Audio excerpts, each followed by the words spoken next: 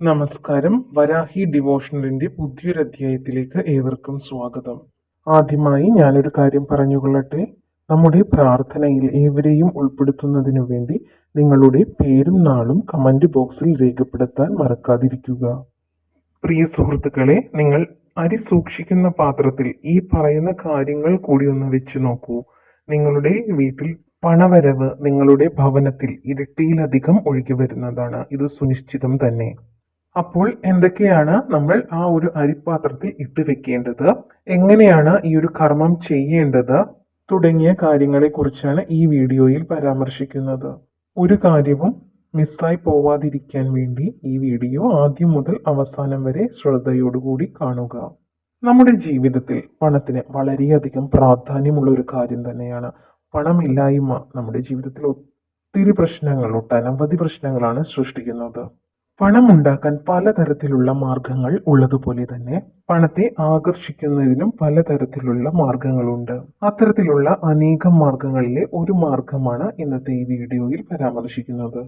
ഈ വിദ്യയിൽ മന്ത്രപ്രയോഗങ്ങളോ പൂജകളോ അങ്ങനെ യാതൊന്നും തന്നെ വരുന്നില്ല. അതുകൊണ്ട് തന്നെ ഏതൊരു വ്യക്തികൾക്കും ഈ ഒരു കാര്യം ചെയ്യാവുന്നതുമാണ്. അതുപോലെ മറ്റു മന്ത്രങ്ങളിൽ നിന്ന് ഈ ഒരു കാര്യം വ്യത്യസ്തപ്പെട്ടതുമാണ്. അതുപോലെ തന്നെ ഏതൊരു മതസ്ഥർക്കും ഈ ഒരു കർമ്മം അനുഷ്ഠിക്കാവുന്നതാണ്. ഇത്തരത്തിലുള്ള കർമ്മങ്ങളെ അനുഷ്ഠിക്കുന്നത് വഴി ധനാഗമനത്തിനുള്ള എല്ലാ തടസ്സങ്ങളും നീങ്ങി പലതരത്തിലുള്ള മാർഗങ്ങൾ നമുക്ക് തുറന്നു കിട്ടുന്നതാണ്. അതായത് പുതിയ തൊഴിലവസരങ്ങൾ സൃഷ്ടിക്കപ്പെടുക, അല്ലെങ്കിൽ ചെയ്തുകൊണ്ടിരിക്കുന്ന ജോലിയിൽ എന്തെങ്കിലും തടസ്സമുണ്ടെങ്കിൽ അതെല്ലാം മാറുക, ഒത്തിരി വരുമാന മാർഗങ്ങൾ തുറന്നു കിട്ടുക, ബിസിനസ്സിൽ നഷ്ടം നേരിട്ടിരിക്കുന്നവരാണെങ്കിൽ അവരുടെ ബിസിനസ്സിൽ പുരോഗമനം ഉണ്ടാവുക, അതുപോലെ തന്നെ കടങ്ങൾ കൊടുത്തിട്ടുണ്ടെങ്കിൽ അത് തിരിച്ചു കിട്ടാണ്ടിരിക്കുന്ന അവസ്ഥയിലാണ് എന്നുണ്ടെങ്കിൽ അതെല്ലാം തിരിച്ചു കിട്ടുക, അതുപോലെ അനേകം ഭാഗ്യാനുഭവങ്ങൾ നമ്മളെ തേടി വരിക, അതുപോലെ തന്നെ കച്ചവടത്തിൽ ഏർപ്പെട്ടിരിക്കുന്നവർക്ക് കൂടുതൽ കസ്റ്റമേഴ്സിനെ എല്ലാം ലഭിക്കാനുള്ള യോഗം ഉണ്ടാവുന്നതാണ്. അതുപോലെ പല രീതിയിൽ നമുക്ക് പണം നമ്മുടെ ഭവനത്തിലേക്ക് ഒഴുകി വരുന്നതാണ്. ഇത്തരത്തിലുള്ള ഒരു സംഭവം നിങ്ങളിലേക്ക് വരുമ്പോൾ അത് നല്ല രീതിയിൽ വിനിയോഗിക്കുന്നവർക്ക് മാത്രമാണ് അത് ജീവിതത്തിൽ വിജയമുണ്ടാക്കുകയുള്ളൂ. അല്ലാതെ ഇങ്ങനെ ഒരു കാര്യം ചെയ്ത ശേഷം വെറുതെ വീട്ടിൽ കയറി ഇരുന്നത് കൊണ്ട് നമുക്ക് പണം ലഭിക്കുകയില്ല. നിങ്ങൾ ഈ ഒരു കാര്യം ചെയ്തതിനു ശേഷം സാധാരണ പോലെ നിങ്ങൾ പ്രവർത്തിക്കുന്ന രീതിയിൽ മുന്നോട്ട് പോവുക. തീർച്ചയായിട്ടും നിങ്ങളുടെ ആ പ്രവർത്തനം കൊണ്ട് ഇരട്ടിയിലധികം നേട്ടവും ലാഭവും കൈവരുന്നതാണ്.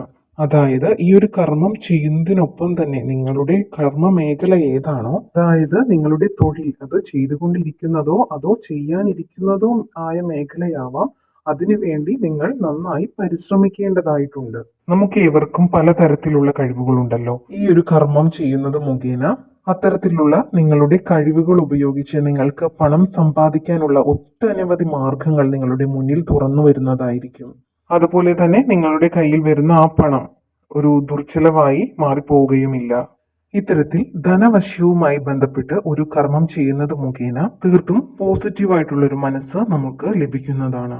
നമ്മുടെ മനസ്സിൽ ശുഭാപ്തി വിശ്വാസം ഉണ്ടെങ്കിൽ മാത്രമാണ് നമുക്ക് എല്ലാ കാര്യങ്ങളും നല്ല രീതിയിൽ പ്രവർത്തിച്ച് മുന്നോട്ട് പോകാൻ സാധിക്കുകയുള്ളൂ. അത്തരത്തിലൊരു പ്രവൃത്തി ചെയ്യുകയാണെങ്കിൽ മാത്രമാണ് നമുക്ക് അതിൽ നിന്ന് നല്ല രീതിയിലുള്ള ഒരു ലാഭം അല്ലെങ്കിൽ ഒരു നേട്ടം ലഭിക്കുകയുള്ളൂ. അതുകൊണ്ട് തന്നെ നമ്മൾ ചെയ്യുന്ന ഈ ഒരു കാര്യം വളരെ ശുഭാപ്തി വിശ്വാസത്തോടു കൂടി വേണം നിങ്ങൾ ചെയ്യാൻ. ഏതൊരു കാര്യം ചെയ്യുകയാണെങ്കിലും അത് വളരെ വിശ്വാസത്തോടു കൂടി മാത്രം ചെയ്യുകയാണെങ്കിൽ മാത്രമാണ് അതിന് അതിൻ്റെതായ ഒരു ഫലപ്രാപ്തി ലഭിക്കുകയുള്ളൂ. പല താന്ത്രിക കർമ്മങ്ങളിലും നമുക്കുള്ളിലുള്ള ആ ഒരു പോസിറ്റീവ് എനർജി അല്ലെങ്കിൽ ആ ഒരു ശുഭാപ്തി വിശ്വാസത്തെ മുൻനിർത്തി പ്രശ്നങ്ങളെ പരിഹരിക്കുക എന്നുള്ള ഒരു തന്ത്രമാണ് പ്രയോഗിക്കുന്നത്. അതിനാൽ പൂർണ്ണ വിശ്വാസത്തോടുകൂടി നിങ്ങൾ ഈ ഒരു കർമ്മം അനുഷ്ഠിക്കുകയാണ് എന്നുണ്ടെങ്കിൽ തീർച്ചയായും വളരെ നല്ലൊരു മാറ്റം നിങ്ങൾക്ക് തന്നെ അനുഭവിച്ചറിയാൻ സാധിക്കുന്നതാണ്. കുളിച്ച് ശുദ്ധിയോടുകൂടി വേണം ഈ ഒരു കർമ്മം അനുഷ്ഠിക്കാൻ. അതുപോലെ തന്നെ ഉലമാലായ്മയുള്ള കാലഘട്ടങ്ങളിൽ ഈ ഒരു കർമ്മം അനുഷ്ഠിക്കാൻ പാടില്ല. അതുപോലെ തന്നെ സ്ത്രീകൾ അശുദ്ധിയായിരിക്കുന്ന സമയത്ത് ഈ ഒരു കാര്യം ചെയ്യാൻ പാടില്ല. അതുപോലെ തന്നെ ഈ കർമ്മം അനുഷ്ഠിക്കാൻ ചില ദിവസങ്ങളുണ്ട്. ആ ദിവസങ്ങൾ ഏതെല്ലാമാണ് നമുക്ക് ആദ്യം മനസ്സിലാക്കാം. ചൊവ്വാഴ്ച ദിവസം, വെള്ളിയാഴ്ച ദിവസം, പൗർണമി ദിവസം എന്നിങ്ങനെയുള്ള ദിവസങ്ങളിൽ നമുക്ക് ഈ കർമ്മം ചെയ്തു തുടങ്ങാവുന്നതാണ്. കൂടാതെ തൃതീയ തിഥിയിലും ഈ ഒരു കർമ്മം ചെയ്തു തുടങ്ങാവുന്നതാണ്. തൃതീയ തിഥി എന്ന് പറയുന്നത് വെളുത്തവാവോ കറുത്തവാവോ കഴിഞ്ഞു വരുന്ന മൂന്നാമത്തെ തിഥിയെയാണ് തൃതീയ തിഥി എന്ന് പറയപ്പെടുന്നത്. ഈ പറഞ്ഞ ഏത് ദിവസങ്ങളിൽ വേണമെങ്കിലും നിങ്ങൾക്ക് ഈ കർമ്മം ചെയ്തു തുടങ്ങാവുന്നതാണ്. നിങ്ങൾക്ക് ഏത് ദിവസമാണോ ചെയ്തു തുടങ്ങാൻ സാധിക്കുന്നത് ആ ഒരു ദിവസം ഈ ഒരു കർമ്മം ചെയ്തു തുടങ്ങാവുന്നതാണ്. പക്ഷേ ഇതിന്റെ സമയം വളരെ പ്രാധാന്യം അർഹിക്കുന്ന ഒന്ന് തന്നെയാണ്. അതായത് ഇത് ചെയ്തു തുടങ്ങേണ്ട സമയം അത് നിങ്ങൾ പ്രത്യേകം ശ്രദ്ധിക്കേണ്ടതുണ്ട്. പുലർച്ചെ 3 മണി മുതൽ രാവിലെ 7 മണി വരെയുള്ള സമയങ്ങളിൽ എപ്പോഴെങ്കിലും നിങ്ങൾക്ക് ഈ കർമ്മത്തിന് വേണ്ടി തിരഞ്ഞെടുക്കാവുന്നതാണ്. അതുപോലെ വൈകുന്നേരം 6 മണി മുതൽ 9 മണി വരെയുള്ള സമയ കാലയളവിലും ഈ ഒരു കർമ്മം നിങ്ങൾക്ക് അനുഷ്ഠിക്കാവുന്നതാണ്. ഈ ഒരു കർമ്മം അനുഷ്ഠിക്കാൻ വേണ്ടി കുറച്ച് അരി നമുക്ക് എടുക്കേണ്ടതായിട്ടുണ്ട്. ഇതിനു വേണ്ടി പച്ചരിയാണ് ഉപയോഗിക്കേണ്ടത്. അല്ലാതെ നമ്മുടെ വീട്ടിൽ ചോറ് വയ്ക്കാൻ ഉപയോഗിക്കുന്ന പുഴുക്കലരിയോ വെള്ളരിയോ അങ്ങനെയുള്ള അരിയൊന്നും എടുക്കാൻ പാടുള്ളതല്ല. സാധാരണ നമ്മുടെ മാന്ത്രിക താന്ത്രിക കർമ്മങ്ങളിൽ എപ്പോഴും ഉപയോഗിക്കാറ് പച്ചരിയോ നെല്ലോ തുടങ്ങിയ കാര്യങ്ങളാണ്. മഹാലക്ഷ്മി വസിക്കുന്ന ഒരു ദിവ്യമായ ഒരു അരിയാണ് പച്ചരി. അതുകൊണ്ട് തന്നെ കൂടുതലും പച്ചരിയാണ് എല്ലാത്തിനും ഉപയോഗിക്കാറ്. ഇതിനു വേണ്ടി നിങ്ങൾ കുറച്ച് പച്ചരി കരുതുക. ആ പച്ചരി നിങ്ങളുടെ ഭവനത്തിൽ ഇരിക്കുന്നുണ്ടെങ്കിൽ അതിൽ നിന്ന് നിങ്ങൾക്ക് എടുക്കാവുന്നതാണ്. ഇല്ലാത്ത പക്ഷം നിങ്ങൾ വാങ്ങി ഉപയോഗിക്കുക. അതുപോലെ തന്നെ നിങ്ങൾ ഒരു ബോക്സ് അല്ലെങ്കിൽ ഒരു പാത്രം, അതായത് അടച്ചുറപ്പുള്ള ഒരു പാത്രം നിങ്ങൾ കരുതുക. അതായത് ചോറ് പാത്രം പോലെയുള്ള അടച്ചുറപ്പുള്ള ഒരു സ്റ്റീൽ പാത്രമോ അല്ലെങ്കിൽ അത്തരത്തിലുള്ള ഒരു സാധാരണ ഒരു പ്ലാസ്റ്റിക്കിന്റെ ഒരു ബോക്സോ അങ്ങനെ എന്തെങ്കിലും നിങ്ങൾ കരുതുക. ഈ ബോക്സ് അല്ലെങ്കിൽ ഈ പാത്രം ഒരു പുതിയത് വാങ്ങിച്ച് ഉപയോഗിക്കുന്നതാണ് നല്ലത്. ആഹാരം വിളമ്പിയിട്ടുള്ള ഒരു പാത്രം എടുക്കാതിരിക്കുക. കൂടാതെ ഒരു മഞ്ഞ തുണി അതും നിങ്ങൾ കരുതണം. മഞ്ഞ കളറിലുള്ള എത്തരത്തിലുള്ള ഒരു തുണിയാണെങ്കിലും ഒരു സ്ക്വയറിലുള്ള ഒരു തുണി നിങ്ങൾ കരുതുക. അടുത്ത വസ്തു എന്ന് പറയുന്നത് 3 ജാതിക്കയാണ്. ധനവശ്യ മന്ത്രങ്ങൾക്ക് കൂടുതലായും ഈ ജാതിക്ക ഉപയോഗിച്ച് പല കർമ്മങ്ങളും ചെയ്യാറുണ്ട്. അതുപോലെ തന്നെ ജാതിക്കായ വളരെയധികം ഔഷധ ഗുണങ്ങളുള്ള ഒരു വസ്തു കൂടിയാണ്. മാത്രമല്ല പണവരവിനെ നേരിട്ടുകൊണ്ടിരിക്കുന്ന തടസ്സങ്ങളെ മാറ്റുവാനുള്ള ഒരു പോസിറ്റീവ് ഊർജം ഈ ജാതിക്കായിലുണ്ട്. അടുത്തതായി നിങ്ങൾ 6 ഏലക്ക എടുക്കണം. അത് ഏലക്ക എന്ന് പറയുന്നത് നല്ല രീതിയിലുള്ള ഏലക്ക വേണം എടുക്കാൻ, അല്ലാതെ ചീത്തയായ ഏലക്കയൊന്നും എടുക്കാതിരിക്കുക. അടുത്തത് ഒരു 9 നാണയങ്ങളാണ് നിങ്ങൾ എടുത്തു വെക്കേണ്ടത്. എത്ര രൂപയുടെ വേണമെങ്കിലും നാണയം എടുക്കാവുന്നതാണ്. എല്ലാ നാണയങ്ങളും ഒരുപോലത്തെ ആവാനായിട്ട് പ്രത്യേകം ശ്രദ്ധിക്കുക.